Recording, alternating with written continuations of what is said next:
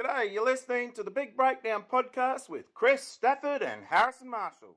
Take it away, fellas.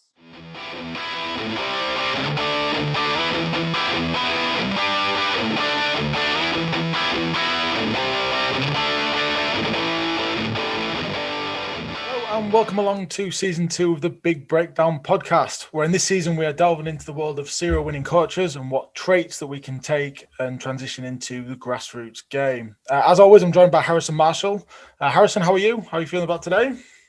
I'm good. I'm very much looking forward to an interesting conversation today. I think, myself and you on the Masters, I think every bit of literature that we wrote, we seem to reference the guests that we have coming on today. So it's look, I'm more than excited to get talking. Yourself? Yeah, exactly the same. But really excited to get going. I think it's going to be very beneficial for everyone listening. So today's guest is Professor Dr. John Lyle, who's Professor of Sports Coaching at Leeds Beckett University. John first established the first professional diploma in sports coaching and the first master's degree in sports coaching studies in the UK.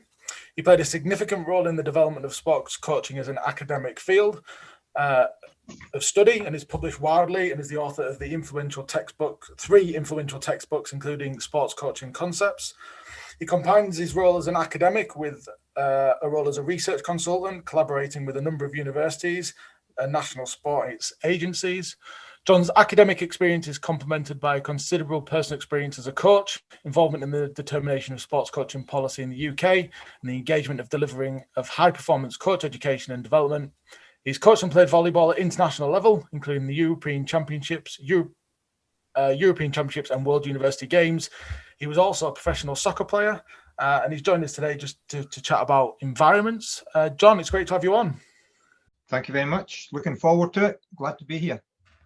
Yeah, it's like Harrison sort of alluded to at the start there. I really don't think there's been a bit of work I submitted in my master's at university where I've not referenced one of the articles that you've written. So it's a real pleasure to have you on.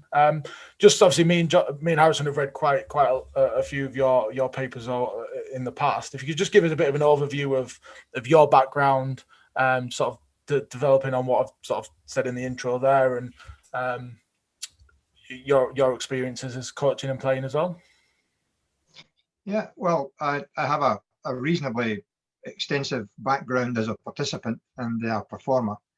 And like many, moved from participating, often because I wasn't one of the stars who was participating, and so moved slightly sideways into coaching, as many do in coaching, to remain involved as much as possible. I was a PE teacher for my wife reminds me, for a very little time, and then moved into higher education. And although at that time I was centrally involved in teacher education, physical education, but our institution up in Edinburgh at the time decided to move into sport coaching, or sports coaching as it was known. I tried to persuade people that it should be called sport coaching, but anyway, the institution decided to move into sport coaching, and I ended up with some responsibility for making that transition, and largely as having a significant background myself in it, and that was many, I would say many moons ago, probably many decades ago, and I've been working and studying and interested in sport coaching ever since.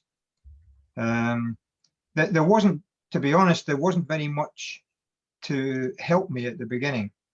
There was some American literature where coaching was largely about high school and collegiate coaching, and or talking about professional coaching, the NBA and baseball and stuff like that. But of course, it's very difficult for researchers to get access to that. So an awful lot of North American stuff is youth sport. The research is in youth sport.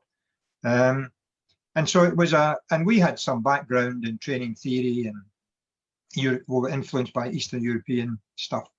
So it's been a long process of trying to get sport coaching accepted as a useful area for study, an appropriate area for study. And we've now, I think the word is we've now succeeded, as at one time it was very narrow. There were relatively few of us working in this area, and it has burgeoned ever since. We've now very, very widely studied in universities.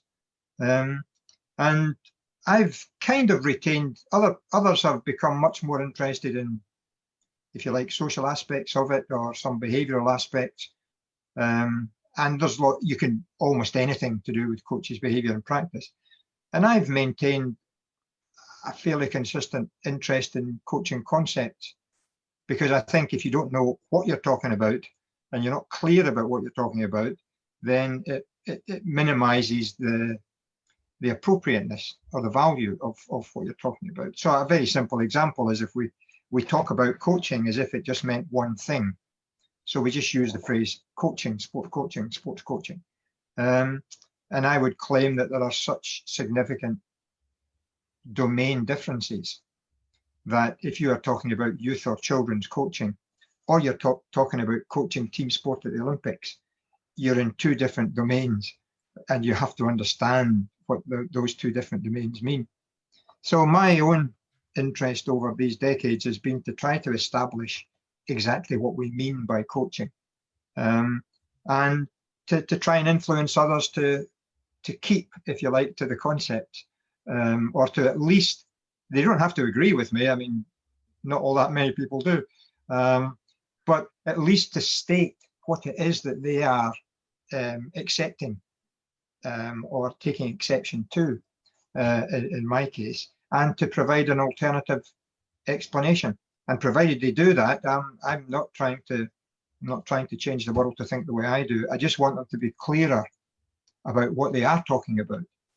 And so I kind of went from that first start in PE through coaching to coming, I would think, to the end of a career in higher education, and having witnessed a huge expansion in coaching studies in that time, to the point at which I think we're a healthy area of study, with some really, really good researchers, lots of good students, and having some influence on practice. I mean, that might be something we talk about later, but perhaps not having quite the influence on practice yet that we would like, but moving in that direction. And if you don't stop me, I'll just keep talking. So you probably should ask a question. No, I think we're just getting wrapped up in just listening to your experiences and listening to that journey that you've kind of been on.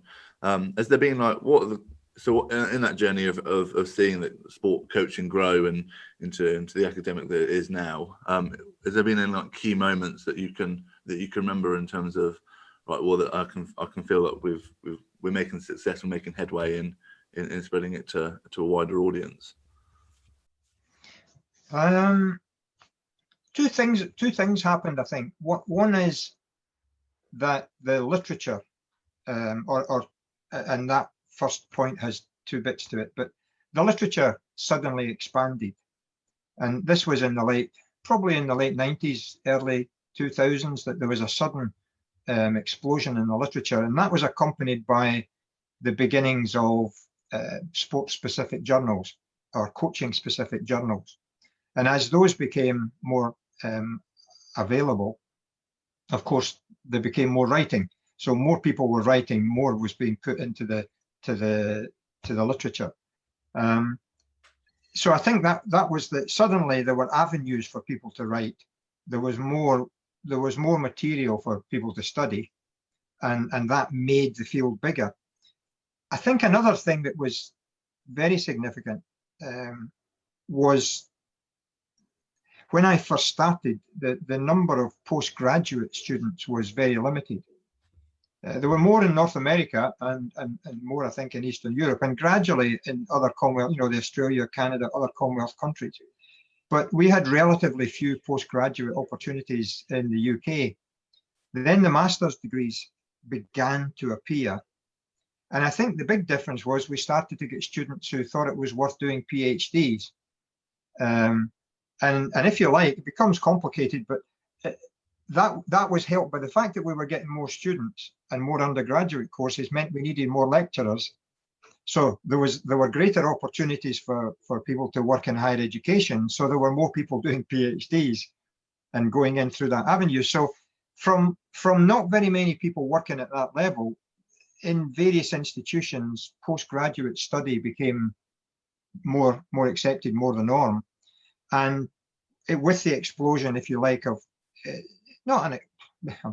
was maybe a soft explosion, but with greater numbers of postgraduate students, obviously you then get more studies going on, more publications, and people begin to do a wee bit more dissemination. So your expectations rise. So you begin to say, well, there is this information out there. We ought not to, in coach education or coach development or just coaching practice in general, we ought to be paying a bit more attention to that. We're not doing it just for the sake of doing it. We're hoping that it translates into practice in some way. And so I think those were the key moments. Suddenly the availability of avenues for expansion. You can't expand unless there's room to expand. So that the journals and the publications gave us room for that.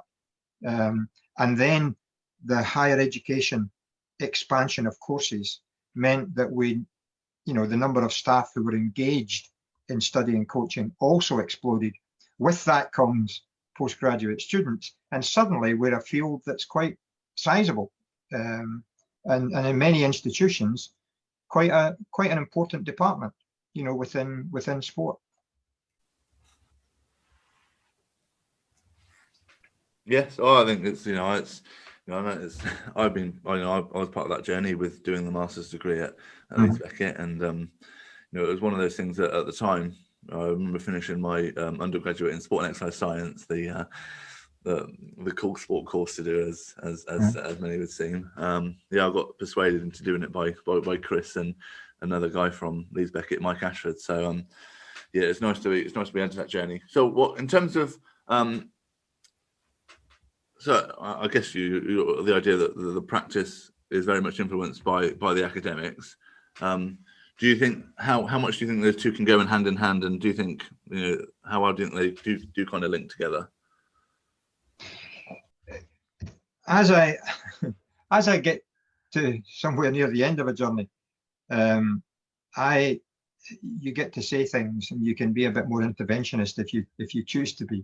I've recently made a conference presentation and a recent online contribution to a conference at Leeds, in which I have to say one of my what I've identified, I think, is one of our failings to date, if I put it that way, our collective failings, is to influence practice. Practice is going on. In my view, there's extremely good practice with extremely good practitioners. Coaches know what they're doing. Many do it well. Some do it extremely well. And we've also got good academics doing good academic work. The link between the two, I think, is something that we still need to work on.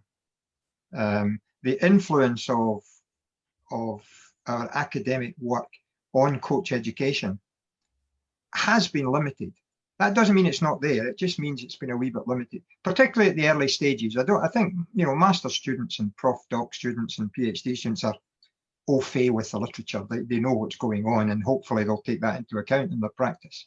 But we have tended, I am now being critical of the field in general, we have tended to go our own way a bit in academic studies. We have schools of study, domains, where this group work on this area and this institution likes to work in this area. Each academic author has an area that you immediately know when somebody's writing something that what they'll be writing about. So I do think that simple questions like, are we convinced that the work we are doing is work that is central to coaches' interests, is a hard question to ask ourselves. We should be asking ourselves whether coaches are queuing up to get the findings from our studies, or whether we're just writing papers for the sake of writing papers. Is coach education taking on board the findings of research? Perhaps not as much as we would like, but I don't think that's completely the fault of coach education. One, I think we've misinterpreted coach education a wee bit in its early stages, but also, are we writing papers that have findings that are immediately applicable, or at least not immediately applicable, but can be translated in some way into practice? So this whole area of translation of research into practice, both for practicing coaches and for coach educators, coach developers, this is something that I think it's not just coaching. You know, teaching and other areas are also have this practice theory divide, or at least tension. And so we're no different in that, but that doesn't mean we haven't got to work at it. I think that's sort of, it's quite interesting, because that was one of the motivations Harris and I had for setting up season 1 of the podcast, was around how we talked a lot about how we'd utilize the content that we'd learned on the masters and how we'd applied it to our own environment, and the value that we had from that, and how that helped us, I suppose, take us to the next level in terms of our coaching journey of especially one of the things that they cover a lot of the masters at Leeds Beckett is it's all understanding that who, what, and how. So do you understand the ones participants? Do you understand the sport, and then how you can apply that through a variety of different on field, optimizing that learning environment for the best of your players. And that was a huge, I thought, so some of the modules, I went into the masters going, oh, I know rugby, I've coached rugby for 10 years, I've worked for the RFU, I know the sport. And then I sat down with Andy Abraham and did understanding and analysing sports performance, and my mind just went, I was just obviously scraping the top of it. And then when you actually go in and read a lot of the research papers, which I hadn't done before, because I'd very much been influenced by what I'd learned through the standard NGB courses, where you don't tend to know where all that information's come from. And that just expanded my thinking, which I think has definitely made me better on field, because I've got more understanding of, sort of touching on what you said before, I understand why I'm doing what I'm doing. I think, Kris, sorry to jump in, I think the difference here, and I think you're describing an excellent example of somebody who is taking on board or engaging with the academic experience, but comes from, is able to put it into practice because you're coming from that practice background. That when you do something like a master's degree, you have time for reflection, so that you have time to study, you have time for reflection. And in most of our courses, it won't just be at Leeds, but I think we do that well. We invite you to make that jump between what we're talking about and your practice. The whole course is built around that whole engagement with your practice. But imagine the amount of time that you've in that course. Imagine the amount of time you've had for reflection, for examining your own practice, for trying to find bridges between what you didn't know before and where you thought you knew before, and you start to build all this up. And that's an example of great academic practice. But not everybody who goes through coach education has had that time for reflection, because they're not all doing master's courses on a full or a part-time basis. So one of the challenges for us is to help those who have not had that time to do the reflection. Particularly, I'll make a point in a minute, and I've just written it down here to remind me to come back to it. But particularly for those who are engaged in what we would call early stages of coach education. So early stage coach education, those who are doing level 1s and level 2s, which are the probably 70-80% of those who are coaching out there with a qualification. How much time have they had for reflection? What engagement have they had with the academic material that's out there? And how much personal practice have they got at that point, which allows them to situate the material in their own practice? So for them, there are limitations on what is likely to be successful. For guys like you, you're sitting in the perfect position because you've got the time, the energy, the will, and the practice to put it all together. So our challenge is to make that available for lots more people. And the point I was going to make, well, I'll make it now in case I forget. When we're evaluating how successful we are at this, I think one of the mistakes that we make is that we tend to we're very keen on putting evaluation in at every level. Now, of course, we should be putting evaluation in at every level. So if we're running a level 1 courses, it doesn't matter if it's what course it is, just call it, for the sake of an easy argument, level 1 courses and level 2 courses, and these early introductory qualifications. We should be working out whether they're achieving what they're supposed to achieve. But what they're not supposed to achieve is the rounded, full, finished article as a sport coach. You don't do level 1 and level 2 courses and expect that that's it. I'm finished. I'm done. I'm now a sport coach who can go out there and do absolutely anything and everything. Perhaps when you get through the long journey that you've been through with coach education and experience and some further study, we get to a kind of stage where we say, now we've reached this, not an end point, but a stage that's far enough forward. At that point, have we turned out good coaches? So a lot of my colleagues, and I do criticize them for it, a lot of my colleagues are intent on looking at the content, the delivery of level 1, level 2 type courses, often in football as it happens, and then saying, well, it's not as good as it could be. They're not reflecting on this. They're not using academic knowledge. It's not practical enough. It's not based on their own practice.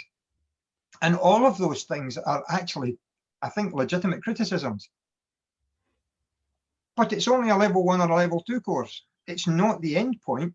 It's a stage in this long journey of becoming finally an experienced and qualified coach. So we need to stop criticizing things for not being what they were never intended to be in the first place, and see it as a stage on the way forward. My view is it's the coaching profession, you and I's, our, don't know what the word is, we are willing to accept at the minute that we call all these people coaches, when they should all, there isn't a phrase nearly coaches, or coaches on the way to becoming coaches, or doing a valuable job but not at the end point of their education. None of those would work, but it kind of describes where I think we are with that early stage coach education. And it's costly. It's the cost of it is largely falls on the coach who wants to be engaged, but most of those early stage coaches are not earning a living. They're volunteer coaches, or they may be getting a wee bit of pay for teaching kids in maybe primary schools, or schemes, local authority schemes and things. But the incentive to engage in an intensive long-term coach education program isn't there if you don't have an occupation at the end of it. So when you put all that together, you think, well, we're doing our best in we're trying to do our best in coach education, but let's not be too critical of it, unless, without it being a chartered or licensed profession in which there are lots of occupational opportunities, we can't expect people to be committing fully to really intensive programs. And so let's accept it as a stage on the journey in which we hope we can influence people to do a good job.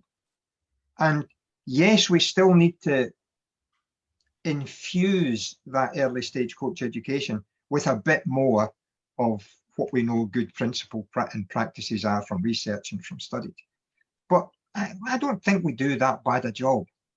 Our coaches, you get a coach who has limited experience, an individual who has limited experience, wants to engage in sport, wants to be helpful, wants to work with young kids, and we want them to do it as well. We need them to do it. We need everybody to participate, to be more active.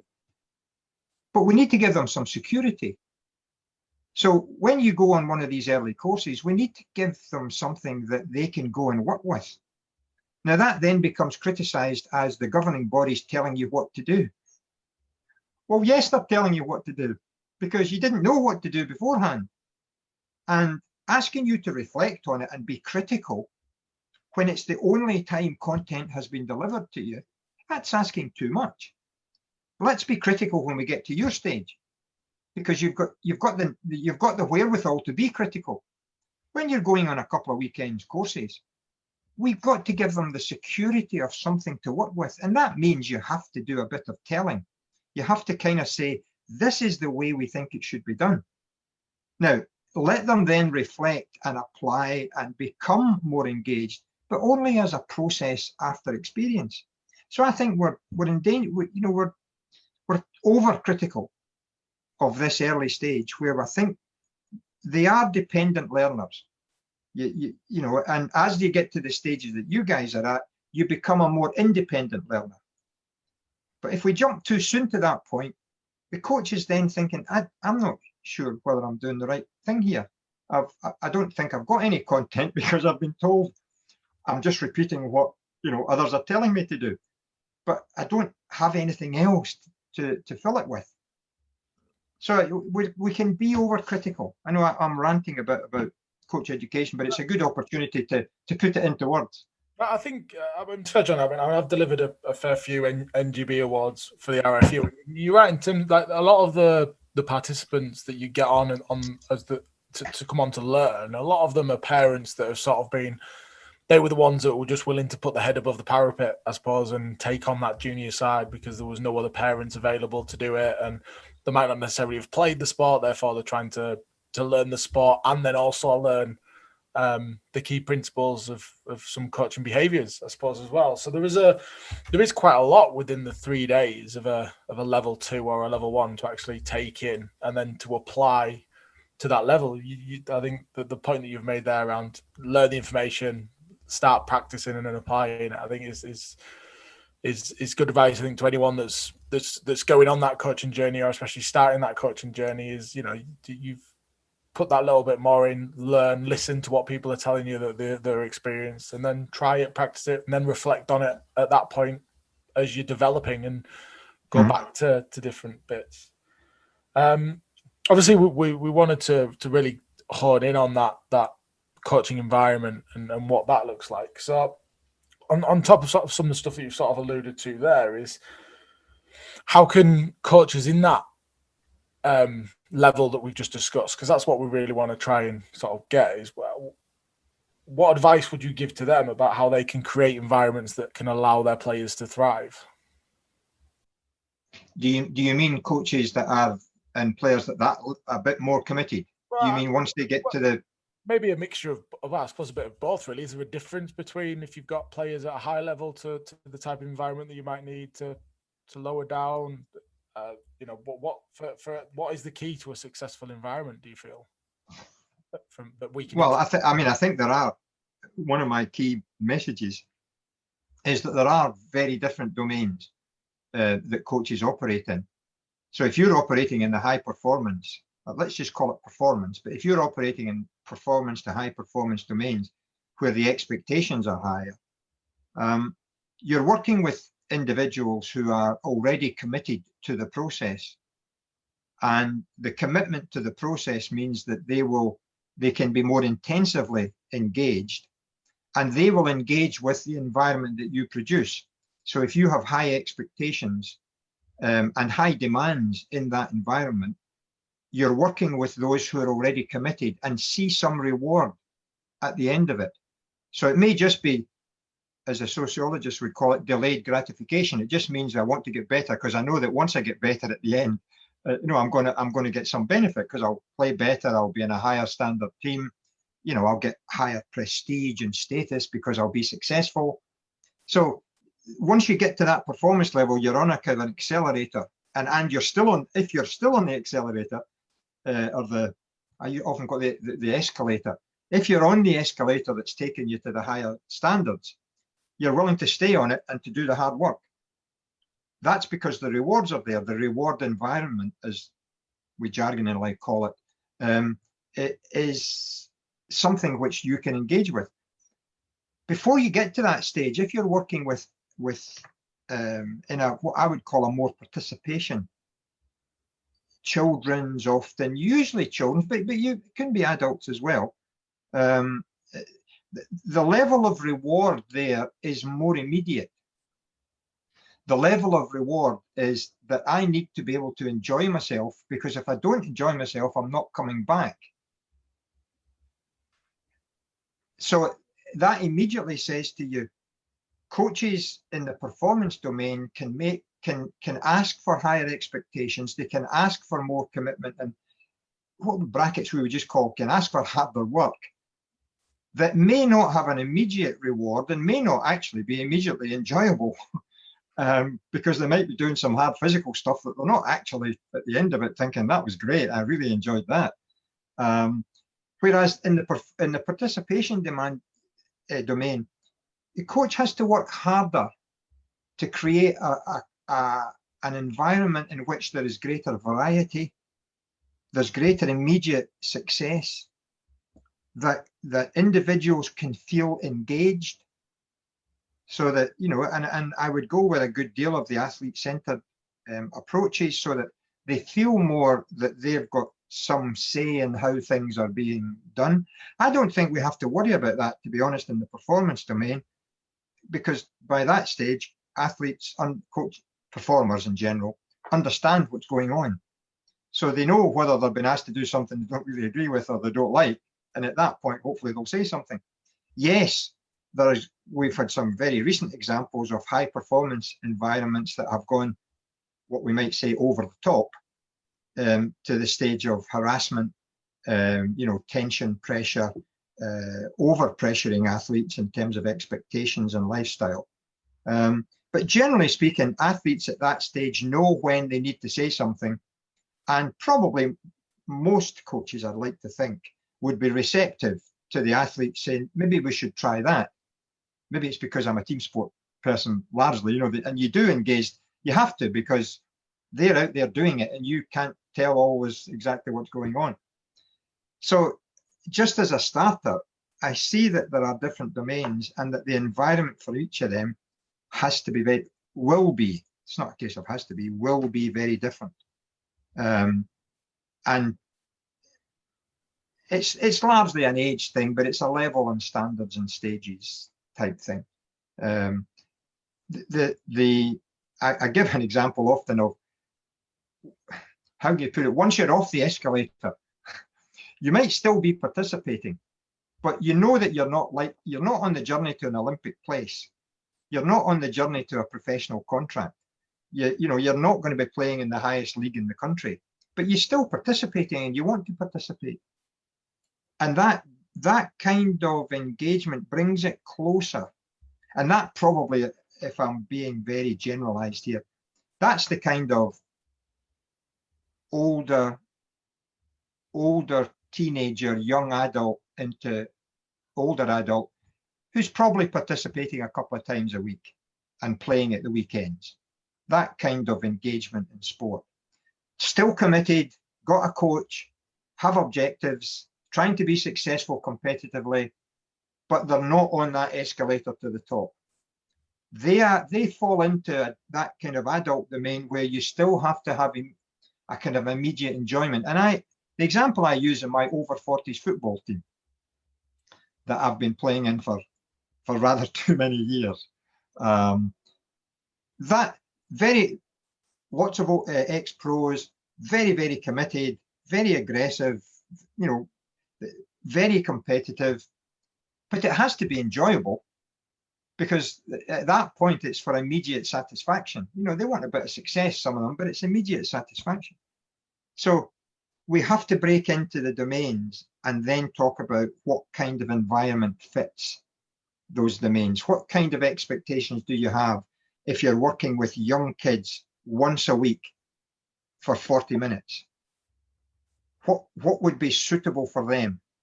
What would be suitable for the young adults who are 15, 16, 17, who are still hoping in that, what we often call a kind of talent development phase in there, to progress to still high performance sport? And then, of course, once you get to a more adult domain, there are those who are in that high performance elite environment. They have an entirely different environment. And you still have adults who are recreating in essence, but maybe coach dependent. All the team sports may well have a coach, but they're not really high performance athletes at that point. We maybe just call it adult participation. So my starting point is, and you can take it where you want, each of those has a different environment. And the coach is largely responsible for the nature of that environment, but maybe not always responsible for the resources in that environment. No, I think that probably links quite well onto what we discussed in season 1, and the first role of a coach whenever going into a new environment is first of all is to understand who is it you're coaching, who are the participants, what are they wanting from you as a coach, but then also like you said there, pairing that with the domain, right? I've got a group of 18 to 44-year-olds in an adult participation environment here, but they all want to win and succeed, but have I got the resources to make it a high performance environment? No. But I think what we're trying to get at, in this season is are there aspects from that top area in which a lot of the literature and a lot of the podcasts and books that you can buy on the internet, are there aspects from that we can apply to this lower level, maybe in the talent identification and grassroots adult participation level? So what would you say were the key things that could be applied to each one of the different domains that you have just outlined there? I could probably come up with goodness knows how many if I think about it for a little while and then start to try and go through it. Let me start with expectations, because just as you've described it, Harrison, that if you start with knowing the adults, knowing the participants, knowing the area they're working in, understanding what it is they're trying to achieve, what they want out of it, but also then understanding the context in which you're working, then that begins, as you say, that you begin to then say, well, what is it I am either able to or want to do in that context? So that you then start thinking in terms of that sets the limits of your expectations. Now, that's not me saying don't have higher expectations, don't constantly aim to be the best. Everybody should be aiming to do as well as they can and to be the best. But there will be some situations in which, for example, if I give this example of from my own experience, if you're working twice a week in a team context, and individuals may be working on their own, doing physical stuff or other stuff as well, but largely the team would be coming together on a couple of occasions a week. That does limit what you might achieve over a long period of time. That's very different from those who are working twice a day on a full-time basis, or 3 times a day on a full-time basis. So your twice a week kind of sets some limits. So as adult participants who are still wanting to be kind of moving towards success in this performance field, you start by saying, well, could it be 3 days a week, 3 times a week? Could we find another evening? Could we make it Sunday, Tuesday, Thursday? Could we find 2 mornings a week when most of you could get to this facility and we could work for an hour before 8 o'clock, which I've tried with a team in my team in the past. Now, we could only get about 5 or 6 people there out of, say, 12 or 14. But it meant that we got lots more individual attention. I could work with an individual and say, this morning, we're only going to work with this guy. We're going to work on the following. This is my volleyball hand. We're only going to work on the following. And the others who are there are going to help me work with this individual because I need people to do this, this, and this. And so expectations, that the context has limits, but you might just test those limits. Could we do an extra half hour? Could we be working for 2.5 hours instead of 2 hours? Could we start half an hour earlier? Could we leave the warm-up and some of these exercises to somebody else, and you come in and do the 2 hours that you want, to do, so that we're not spending the first bit doing something it's not unproductive, but it, and I can hear somebody listening to this saying, yeah, but wait a minute, the warm-up should be relevant to what you're doing. I know, but I'm just trying to expand the time that we're engaging in something purposeful.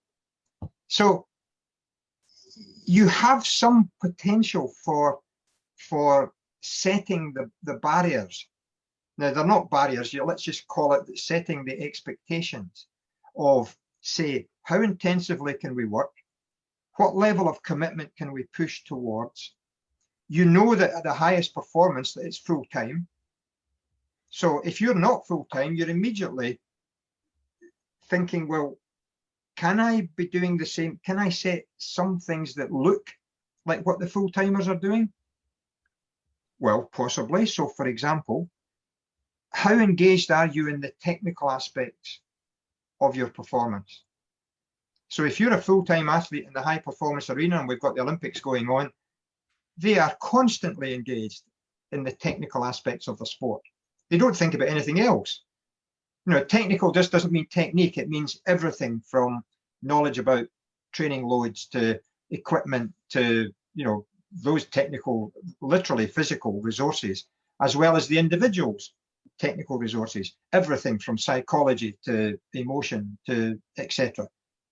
So that total technical immersion that you get in a high performance arena, what's it like in the adult participation one? Would there be enough reward environment to ask people to engage a little bit more in the technical aspect of what they're doing? Maybe, and this is where maybe see where I'm going. If we're doing this with the younger, the middle age teenager, the 14, 15, 16-year-old, and then we're doing it with the 17, 18, 19-year-old, are we willing to say this technical immersion has to take you away a little bit from immediate competitive success? We have to stop thinking at that age, the environment is not one of immediate success. The environment is one of technical preparation for future performance. Now that in the high performance arena, you match the two because you can't ignore performance success or you wouldn't be in that arena in the first place. But further down, if we call it down the tree, but in earlier stages, you get the opportunity in your environment to say what is needed to get us to the next stage and still be on the escalator. And it may well be that it's a greater intensity of technical engagement with longer term goals rather than short immediate term goals. And then if you then start to say, well, as part of that environment, the Olympic athlete has very, very individual goals, has very individual targets, has a program that's targeted only to them.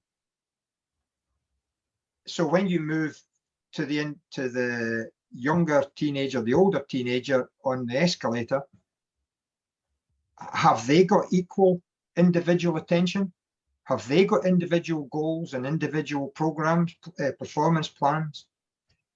Not always, but they could have. Now, what you're getting then is you're asking the coach to work harder. You're asking the coach to work harder in technical stuff, to work harder on individual attention, to work harder on testing, evaluation all the time, always knowing where we are, and a wee bit working with lifestyle. So the Olympic athlete, and we're just using that because the Olympics are on, the Olympic athlete has a managed lifestyle.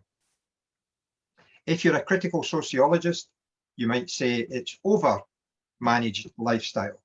Those who write about surveillance and over engagement with their personal lives, but mostly those have decided that athletes have decided it's worth doing for the rewards.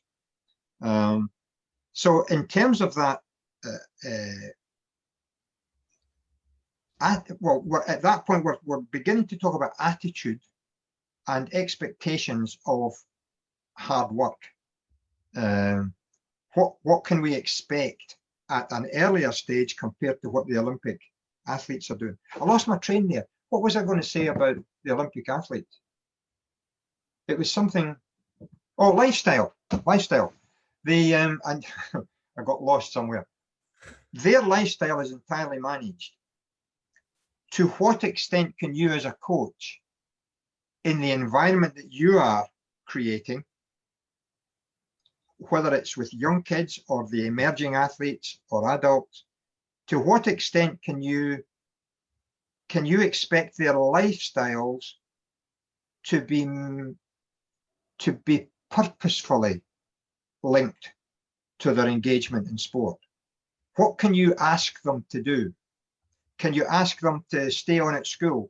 Can you ask them to go to particular universities? Can you ask them to move house, to come to such and such? Can you ask them to leave this club and go to another club because the coach is better, or they've got more money, or they're engaged in better level of competition? Can you ask them to think in terms of their diet, their sleep patterns, their study patterns? To what extent can you begin to control? Now, I don't like the use of the word control there. I just don't have another call it managed. But to what extent can you begin to shape? I found a good one. To what extent can you shape the environment and the expectations of lifestyle to something that's going to be positive towards better performance?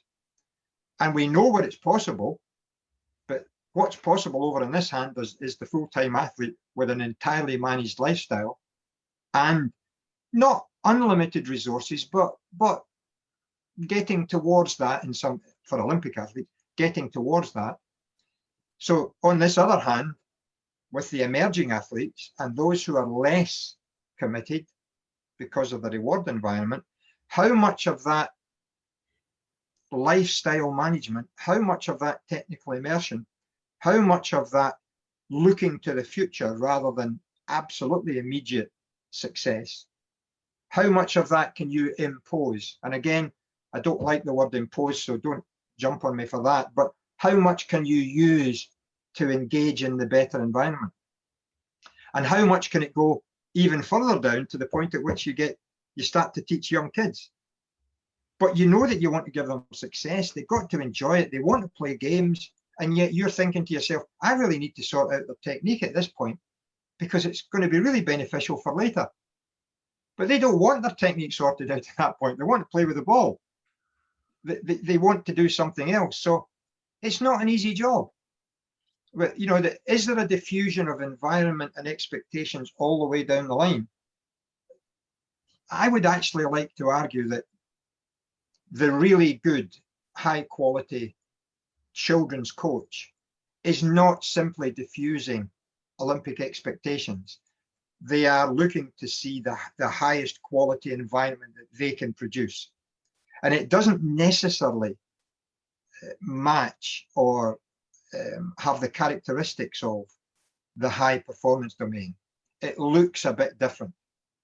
If you were in charge of the system, so if you were in charge of the RFU or the FA or cricket or volleyball or lacrosse or something else, you'd actually be still saying, well, what little bits of influence could we have at these early stages where we could just about be thinking of some of it as a preparation for the next environment up, and then the next one up, and then the next one up. It's easy with the young adults because by that time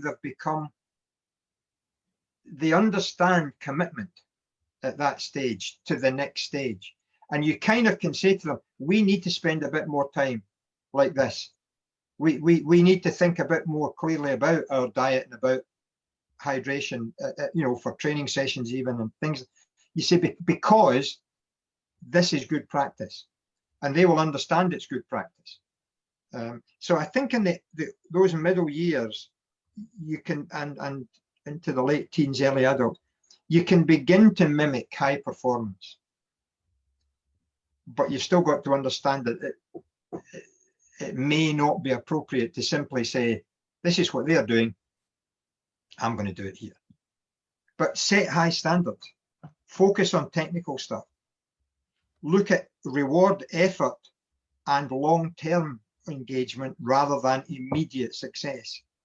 Pick your talent based on what they are going to be able to do in the future, not what you need them to do now to make your team better. Don't get, the big guy who you think, well, he's going to be in the second row because we need him in the second row. He might be a better winger eventually if I'm looking at the Lions. So there's all sorts of little bits and pieces like that where you can think of a future for these athletes by bringing in some expectations that are about high performance sport, but you can't go overboard because you haven't got resources, you haven't got the intensity of commitment, and perhaps we don't want to at that stage. Perhaps I can hear the athlete centered saying, for some it's obvious, but for others, the percentage of them who will move on is probably fairly small. So we should be thinking about all those others as well, for whom it will be different. Chris looks like he's got a question in mind. I can see it. No, I think there's just so many great points there, John, and it does sort of link into some stuff that we spoke about in season 1 with Steve McKeown. We had him on sort of talking around this idea of how we can support coaches with building a curriculum or a syllabus and what we need to work on. And one of the things Steve sort of touched on was that if you're working within that talent development, I suppose, or that young adult age group, we're kind of, one of our focuses should be really on how are we coaching the game and what it's going to look like in the future. So are we giving them the necessary skills to be able to walk into another environment, to be able to adapt and work to where the game is at that point? And I know a few coaches that have said to me afterwards that actually really kind of sort of hit home with them a little bit, that it goes, well, yeah, I never thought about that. I've always coached it. Well, what does the game look like now? Well, actually, if I've got a 15-year-old, what they're going to be coming through 18, 19 into first team rugby, what's that going to look like then? What technique is sort of, you described it as then, do they need to have when they get to that point? And is it another key point, I think, what you said, that it comes down to balance, because especially when you're with that young adult area, if you're a club coach, then not everyone has that ambition to go on to push it. Some selection of players in your group will, and they want to push it. So you need to give them that experience. But then also you've got to still motivate them other players to still play the game long term anyway, because that is probably what the future of your club is going to be. They're the ones that are going to come back and play when they've been to college or university and come back to the area. They're going to go back to the club that they've been at to play there. So I think there's lots of sort of, I think, key bits there that coaches will be able to take away from that. What came out from what you're saying there is, and I'd written it down before here, is I think there is a little bit of a difference between team sports and individual sports in terms of coaching. I've coached individual, I've coached athletes, but largely I've worked with team sports. And it just, when I speak to individual coaches, they say, how can you work with 15 people or 30 people? How can you work with that? He said, I can remember a coach of Olympic sprinters saying to me, I can barely work with 2. I'm not sure I've actually got the time and the mental capacity to actually work with 2 athletes. 1 would be better. And I say, well, probably, but that's not how team sports work. So you do have that issue of what's the preparation for in team systems or beginnings of individual technical capacities and physical capacities and specialization. So you end up having to juggle the specialization with now and the future. And you remember all the, should we give everybody the chance to be doing everything? Or should we be having specialization much earlier? And some people arguing, well, if we specialise much earlier, they'll be ready to do this and we'll see a bigger gain sooner. Well, maybe, perhaps. But we might also get a burnout earlier, and they might leave because they eventually hit a barrier that they can't get over. But you go for the lack of specialisation, a more general development, and I can think of a recent book that I co-authored with a volleyball guy who's also a Leeds MSc graduate, Tommy Downs, Scottish volleyball coach, where the emphasis should be on movement and rhythm. So that if you emphasize that early on and all the way through your coaching, the athletes, the players are in a better position to adapt to what's required later. Their movement skills are good enough to cope with whatever the demands, or will gradually become better able to deal with the demands as they move through. So for individual, for team sport coaches, this tension between a bit of success now, doing what you can with the athletes as they currently do it, working on systems of play that would give immediate success now rather than prepare people for the future, specializing early or working on basic concepts. These are all, I don't think there's absolute answers to these, but that's why coaches get paid the big bucks. It's the tension of getting that right. And perhaps better coaches get it right more often. Perhaps coaches who are less effective don't get it right quite so often. But I don't have it. I mean, that's speculation. I can't give you the figures. I do think if you can convince the early stage athlete to have an element of the future in the environment that they work in, and to focus very much on what you would call basic skills, which are largely to do with movement. If you can, as a preparation for being able to do something later, if you can work on that, and almost what you would say, I'm sure you've come across this in your courses, if you can almost bring adult learning principles a little bit further down the line.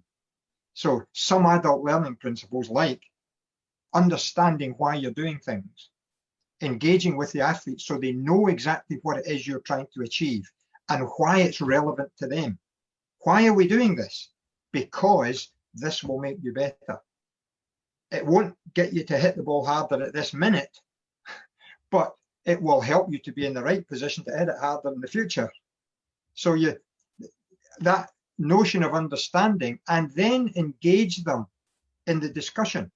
One of the adult learning principles is that you learn better if you verbalize things. So if you don't speak to the athletes and you don't engage them in talking about what it is you're doing, you can't really be sure that they're taking this in. Now, I don't mean taking it in as in only doing what you want them to engage with it, but they can't engage with it unless you verbalize it with them. And then you get to the stage of they begin to understand why they're doing things, and they can begin to self-evaluate whether they're achieving things. But it's hard work.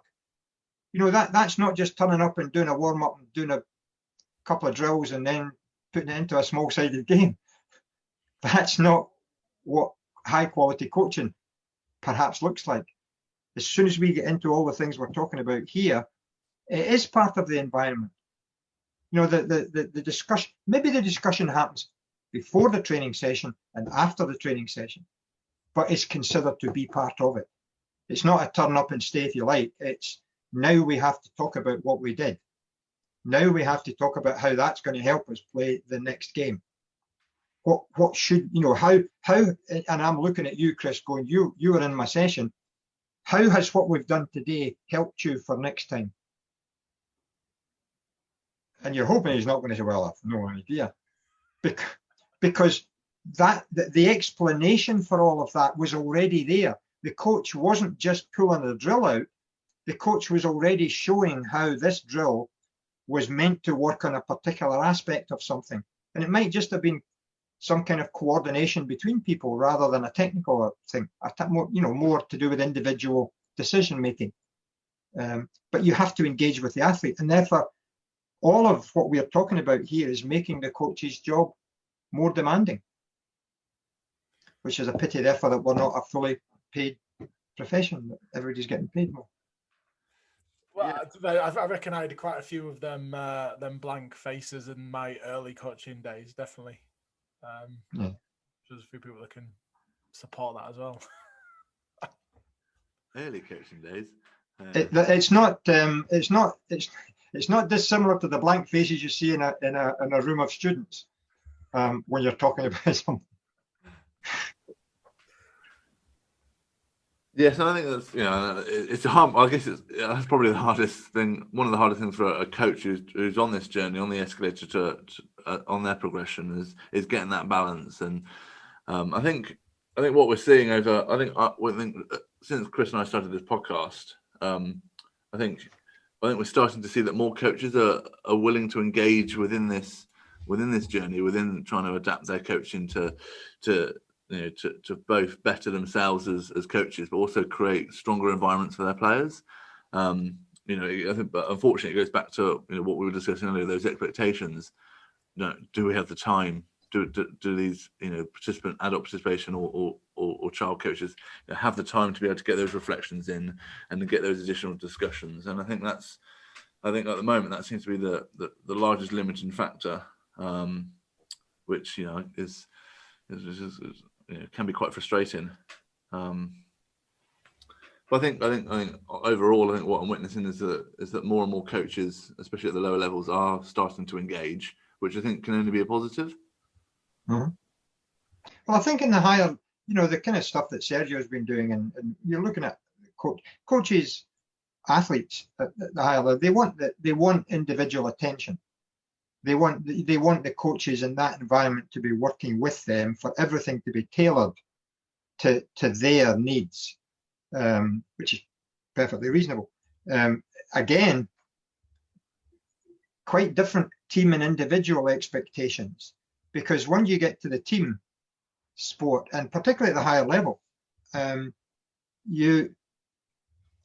it's in my mind here that the individual sports at the higher level often are criticised. That's where the notions of harassment, and I'm just using abuse in its more general sense, meaning demanding too much, and constantly assessing and cutting people from squads, and the stress, the shouting, the stress that you're not achieving, that negative environment in which you achieve or you're out. That often happens in I think one of my arguments might be in more individual sports. The team sports, because there's more variety there, there's more variation, and there's also a greater fluctuation in terms of performance, I think. You don't want it, but I think there is. A different sense of demands. So when you work with an individual, for example, and I'm arguing against myself now, I was going to say, with the team sport, a coach is constantly selecting. I've been there, I've been at European things and as a player and a coach, and I've been in the World Student Games several times, picking teams, telling people they're not in the squad, they're not traveling. And then when you get there, here's the first 6. And this, number 12 hasn't been on the court hardly at all, but it's halfway around the world. Well, but having been spoken to, understands that they're in a supportive role. They understand why they're not as good as somebody else who's there, but they understand they've got a role to play because they're needed to do this, this, and this. So the team sport person needs to be supportive, have high expectations, be critical, but positively critical rather than a constant negative why things are not happening. But actually, what we've learned from some of the investigations that have been going on to some UK sports, trying not to mention cycling and swimming and rowing and all of these others, is that individually there has been that same selection, perform or you're out tight tension within squads. So, you match up to this, you match up to the next evaluation, you match up to next month's this, you're in the first 6 in the worlds, or you're out the squad. And your money will therefore be reduced. You won't be getting your Olympic allowance, you won't be getting your UK podium money, you'll be out. So at that really high level, that I've never been at that really high Olympic level. It just seems to me that with performance directors in particular, rather than just coaches, but performance directors are largely the ones who are making the decisions about who's in and who's out. But maybe in the team sports, it's closer to the head coach being the person that's doing that. But this constant tension between trying to do the best for the individual, but having in mind that UK sport has said if we don't win, you get no money. And so coaches are in this a rock and a hard place. It's very difficult not to be. I put this down in some notes that I sent you. It's very difficult not to be successful when you're a head coach at Olympic level, because you've got all the best athletes. So, you're going to win medals. You're going to be successful. You're going to be in the top 20 in the world, because all of these athletes have been sent to work with you. They were produced somewhere else, and hopefully you might make them better, but at least you will get them to an appropriate level of readiness to win the medals that you're hoping they're going to win. So this trying to work out whether somebody's doing a good job at this highest level is actually quite difficult. And in team sports, there's lots of examples of coaches who were, by their athletes, not considered to be particularly supportive, and to be rather more negative than positive, and to be more, as we would put it, shouty than something else. But their athletes succeeded. Were the athletes happy? Well, they were when they won. They weren't happy when they didn't. They always like supportive coaches when they win things, and they don't like coaches who are perceived to be negative when they don't win things. It's these things are just not clear cut, I think, is what I was trying to put across in the, some notes. But anyway, I feel myself rambling yet again. No, it's all done. It's fascinating. I just want to touch on what you've just said, though, but before we wrap up, around the importance of behaviours and how behaviours play a role in the environment that we actually have with players. But what advice would you give to coaches around being aware of behaviours and the impact that they can have on the actual environment for the environments that we're trying to create? Mm-hmm. I think that the answer is very simple, and it would go back to the lectures you've had from Andy or Bob or somebody else on the Masters programme, where we have to understand what the sport is about, our technical demands. You cannot be at a higher level without being immersed in the technical stuff. But you have to understand the athlete, and that means working at that constantly to understand what they need, and to work out whether it's actually what they think they need. And you negotiate between, because you have some expertise there, you will have expertise. But the third bit of the triangle is your own behaviour and practice. And would it be fair to say that we do sometimes realise that the technical stuff needs to be dealt with? Because we wouldn't argue, there would be not much argument. I would argue that we're not quite as intensively engaged in the technical stuff as we might be, but I think we understand we should be. I think we now are convinced that we have to understand the athletes and their needs and their, and be individual where we can and work with them. I'm not quite so sure that third strand of understanding our own behaviours and our own practices is our own non-verbal behaviour. Our own, for what, simple things like having favourites. Not so much having favourites, but giving more attention to some than to others. of finding faults rather than dealing with the cause. So if you think of symptoms and faults, what is it that's causing something to go wrong? Well, don't focus on the bit that's wrong, focus on the bit that was causing it to be wrong. And it might well be, in my world, just something to do with movement, timing, ball flight, etc. It's not how they actually hit it. It's something else that's causing these problems. So if you are constantly negative or appearing to be constantly negative because you're always looking at the fault and saying, we've got to get rid of this fault. Well, no, we're going to do lots more work on this basic bit here. And positively, we're going to increase. That will, in time, make the performance better. You don't need to focus on making it better. It will happen if you're positive about what you're doing.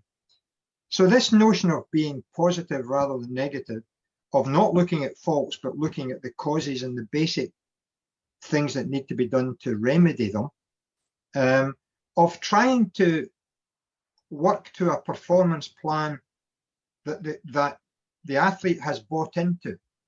So if the athlete has bought into this, you can engage in a conversation that's already got some boundaries. So you don't suddenly criticize them.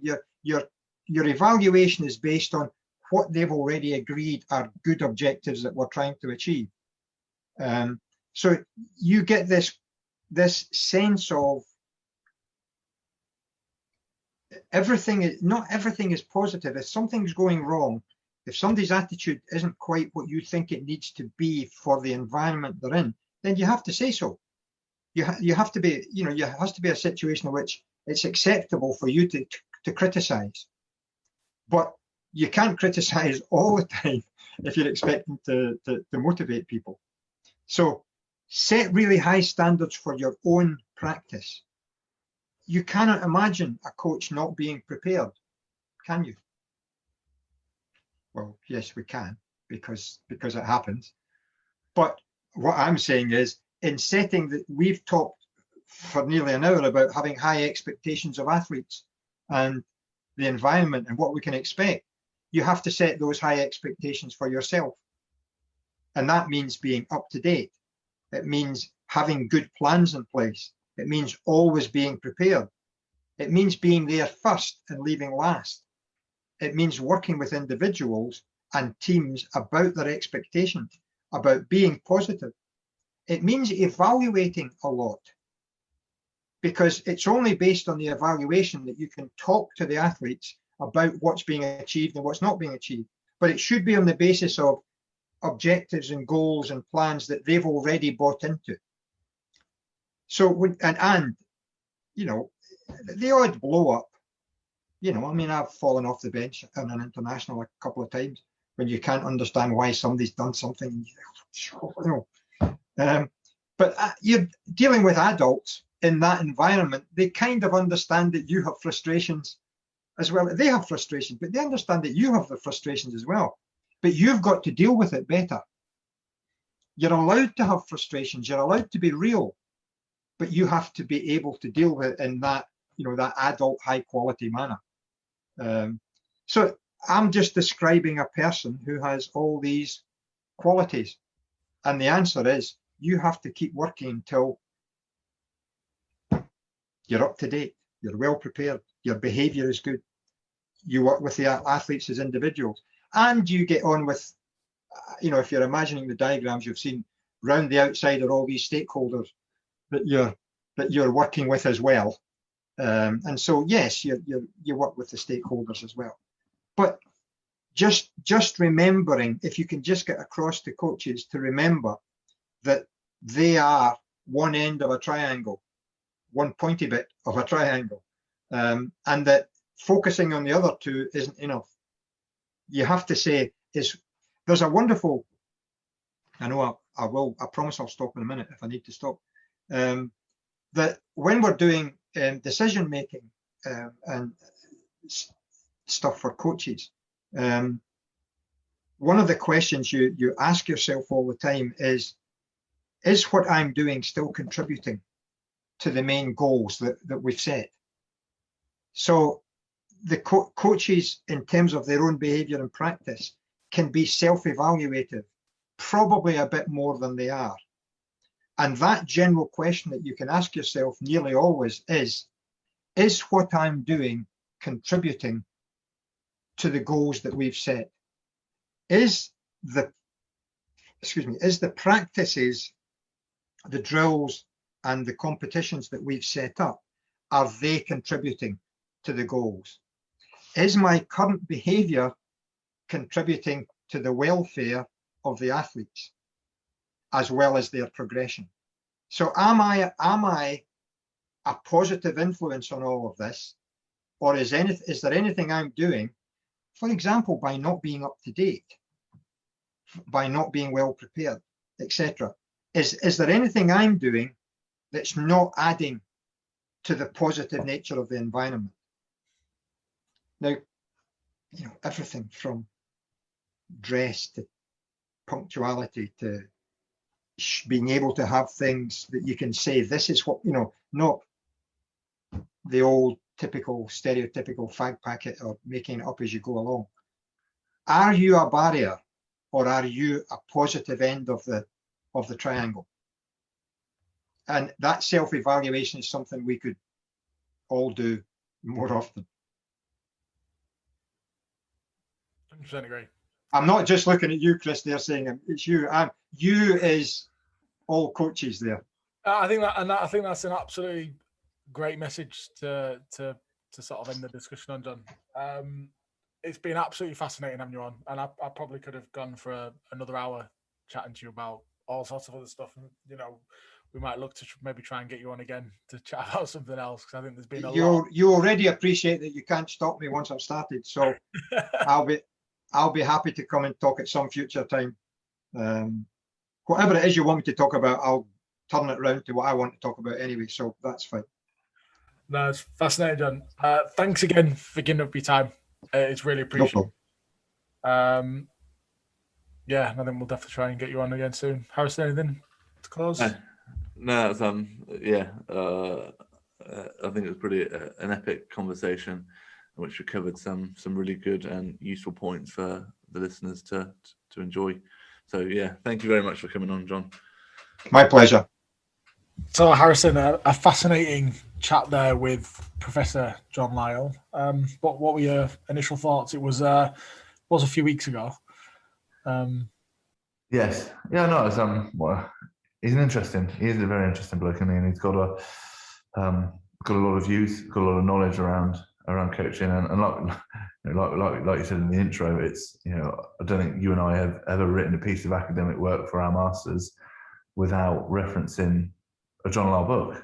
On that, in our pre-chat with Richard Smith, I know he's getting a lot of he gets a lot of mentions after his episode. But actually, when we were chatting to Richard, we mentioned that we interviewed John as part of this sort of process, and he actually said that a lot of John's stuff had sort of been used and shaped for the high performance sports strategy that New Zealand occupied while Richard was in the job, and that's sort of the level of I'm trying to think of the word I'm using for credibility that John has within the area, and I think it was just a brilliant chat in terms of relating it back to coaching environment. And I think the key bit that John, and it very much what John even said it himself during the episode, is one of his key areas of research is around understanding your domain, which is important, and it's something that we've preached a lot, especially in season 1, around understanding the who, and then what works for who in what circumstance and why. And I think that was clear in the chat that we had with John. Yeah, I think that chat with John, I think it links it all in terms of covering that as environment. That we can understand who we're coaching, but like you've got to understand where they kind of sit and why they're there. So for if you're coaching under 5s, under 6s, under 7s, that kind of really low, it's with the fundamental movement stuff we spoke around in season 1, episode 2 with Christian Sharples. It's teaching them how to the core movement skills, and then it's layering it on, and actually understanding what your role is within that domain is so important. And actually coaching is different at each one of those domains along the chain to hopefully for some of these athletes, top tier rugby union. And I think you and I are both in agreement that they're all as important as the last. So the players that Eddie Jones is coaching for England at the top, they wouldn't be there if it wasn't for if they started at under 7s and under 8s, it wouldn't be there for the coaches that they had out on a cold Sunday morning with a cold cup of tea that's gone. So everyone has got an important role within the process, and understanding that domain and knowing that if you own the domain, if you take control of the environment and the domain that you're in, then you are opening the door for these players to progress on nicely going forward. Definitely. I think the reason we've sort of added the bit in with John on this in terms of the serial winning and what we can learn from that is to kind of we took all this stuff with Alison a couple of weeks ago where, the detail that we spoke around about the environment that you create, the type of sessions that you want, and the Ringelmann effect, things like that. But actually to back that up, the whole process of why we've done this is, well, what can we learn from that? And I think what has been a positive for me, sort of listening back, was the chat we had with John says, well, actually, yes, that's important, but how does that work with who you're working with? And I think that's where you can take the bits from John's episode and align it to how you create the best environment for your participants. Because if we get that environment right, and then we mix that a little bit with the stuff that we spoke about with Richard around people, you're going to get better player experience because more people are playing sport, and more people will then filter through to being more active in the future. And I think that if you're a volunteer coach, which John touched on in the chat as well around the coach education and your level, if you're just a volunteer coach that's put your hand up and said that you're willing to do it, 1% of that will probably make it to, if that will make it to the elite element of the game. If you're giving them that high quality experience that's going to keep them active in later life and go through and transition into a senior rugby or senior football, senior hockey player, then that's how you incorporate all the bits that we spoke about so far. And I think that's why it's key to have John's episode in now. 100%, 100%. And like I said, and like what you just said there, it's about recognising that coaches who do coach the fundamental movement skills at the start are excellent coaches with the right when they've got the right material and they understand what their domain is, and then it looks completely different to what an Eddie Jones is doing at the top, but once it's understanding that what he's got up there and what he's having to do is just different. It's just different compartments. And then the question is, and the challenge you and I could challenge is, would Eddie Jones be able to coach those fundamental movement skills kind of sessions to lower age groups as well as someone who does it week in, week out? The answer is probably no.